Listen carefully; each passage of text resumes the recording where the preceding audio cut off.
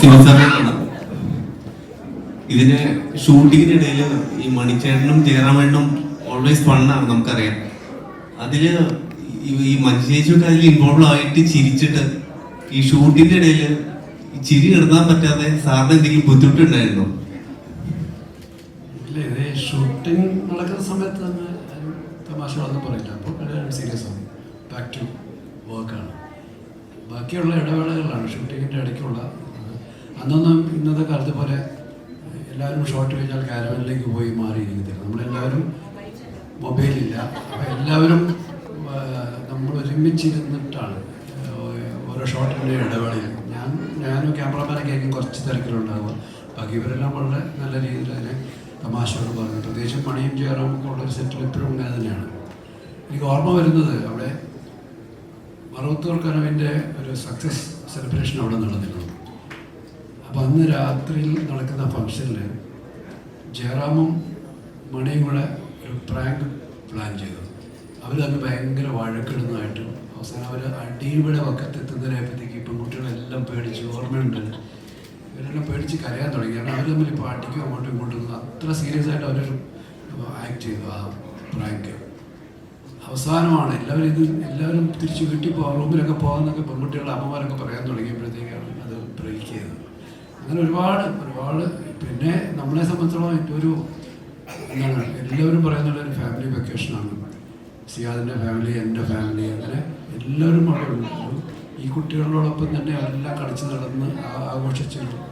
ഞാനൊരിക്കലും ഒരു cinema shoot ചെയ്യുകയാണെന്നുള്ളൊരു stress എനിക്ക് ഒരിക്കലും ഉണ്ടായിട്ടില്ല.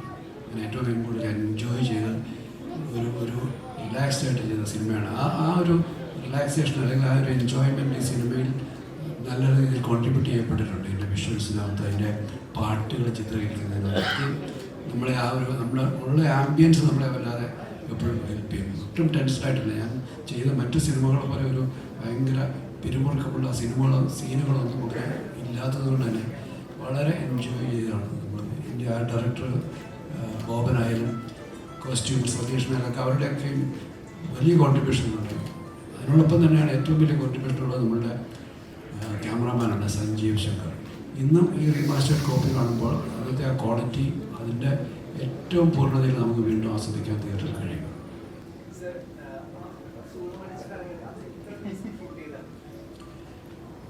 ദിവസം 2-3 ദിവസം ഷൂട്ട് ചെയ്തു. അതിപ്പോൾ ഒരുപാട് ലൊക്കേഷനിലാണ് പാട്ട്, ഒരുപാട് ലൊക്കേഷനുകളിൽ അത് ഷൂട്ട് ചെയ്തിട്ടുണ്ട്.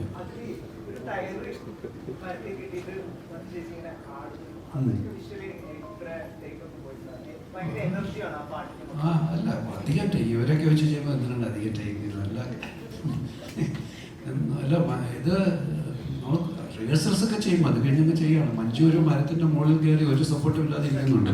അവിടെ ഇരുന്ന് ആടിപ്പാടുന്നുണ്ട്. പിന്നെ ഒരു തടിയുടെ മുകളിൽ കൂടെ നടക്കുന്ന ഒരു തടിയുടെ മുകളിൽ കൂടെ നടക്കുന്നുണ്ട്.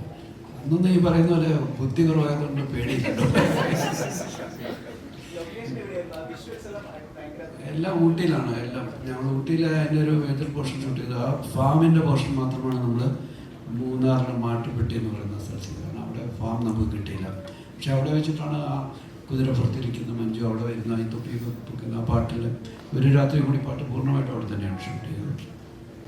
ഈ മണിച്ചേട്ടൻ്റെ ഐഡ് കസിൻ സീനില്ലേ, മണിച്ചേട്ടൻ അതിൻ്റെ അർത്ഥം പറഞ്ഞു കൊടുക്കണേ, അത് മണിച്ചേട്ടൻ്റെ കോൺട്രിബ്യൂഷൻ ആണോ അതോ സ്ക്രിപ്റ്റിലുള്ള കോൺട്രിബ്യൂഷൻ ആണോ?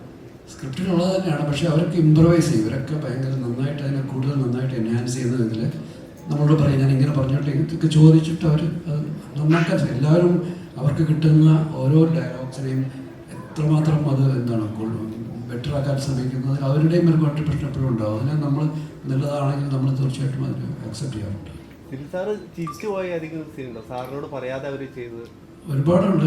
ഒരുപാട് സീനില്ല. മണി ഇവർ രണ്ടുപേരും കൂടെ ആ മണിയുടെ ഇവർ ഔട്ട് ഹൗസിലേക്ക് വിട്ട് കഴിയുമ്പോൾ മണി കിടന്ന് ഉറങ്ങുന്ന മണി ഇവരുടെ ഡ്രസ്സൊക്കെ അങ്ങോട്ടും ഇങ്ങോട്ട് എറിഞ്ഞിട്ട് മണിയുടെ കഴുത്തിൻ്റെ ഇടയിൽ പെട്ടു.